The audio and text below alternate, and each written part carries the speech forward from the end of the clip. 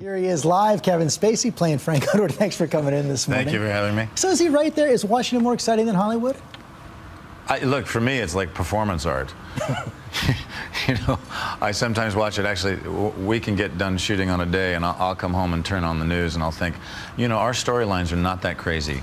They're really not. With some exceptions. Again, I'm not going to give too much away from the second season, but it does seem like even President Obama has a little bit of Frank Underwood envy, the ruthlessly efficient Frank Underwood. I can imagine why he would. I mean, I've thought actually over the last year it must be really interesting for not just an American public, but people around the world to view a very effective Congress that gets things done. And so I can imagine he must feel, gosh, I wish we could move that quickly. How do you put the two together? I mean, clearly this show is striking a chord out there at a country at a time when the country hates Washington more than ever.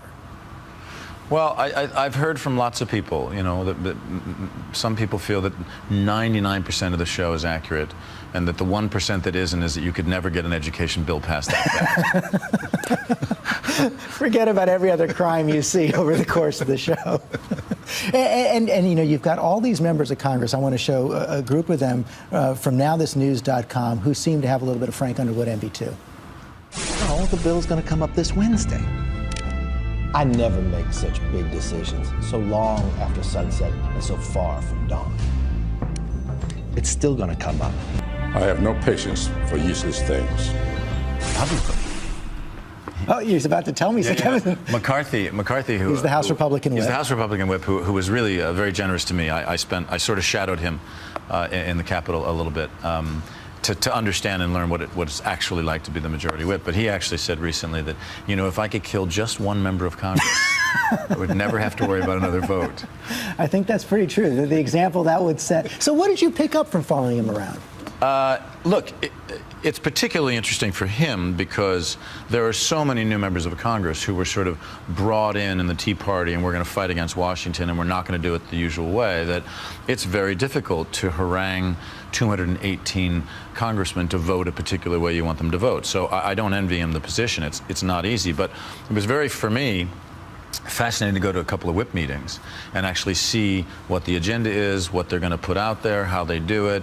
And so for me, it was very helpful to understand what it's actually like to try to whip. And the show does get all those little details of the setting and a lot of the conversation exactly right. But I wonder what you make of, you know, some critics of the show look at it and say, as you point out, a lot of people think this is the way it must be. But one, Marcia Angel, who's a doctor, says, blanket cynicism, talking about the show, gives the illusion of understanding, not really understanding what's going on. Well, I think that, you know, we've also heard a lot of comparisons to, well, we're the antithesis of what the West Wing was. West Wing was a very, you know, a different kind of fantasy. Yeah, a different kind of fantasy. And that, you know, I think that what I think is very interesting is even if you look now at the way that some real politicians are being re-examined. You know, Lyndon Johnson is a character that my character in House of Cards admires. You know, during his lifetime and certainly during his presidency, he took an enormous amount of criticism, certainly for his policies in Vietnam. But we also have to look at the fact that he passed 3 civil rights bills in a very short presidency.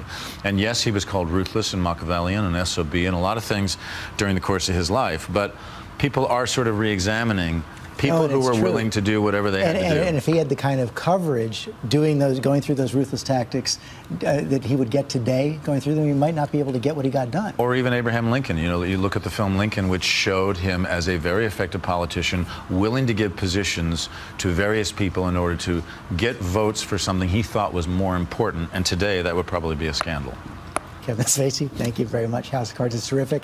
You can see every episode on Netflix right now, and we'll be right back. Catch This Week online all week at abcnews.com, on Facebook and Twitter. And now we honor our fellow Americans who serve and sacrifice. This week, the Pentagon released the names of 4 soldiers killed in Afghanistan.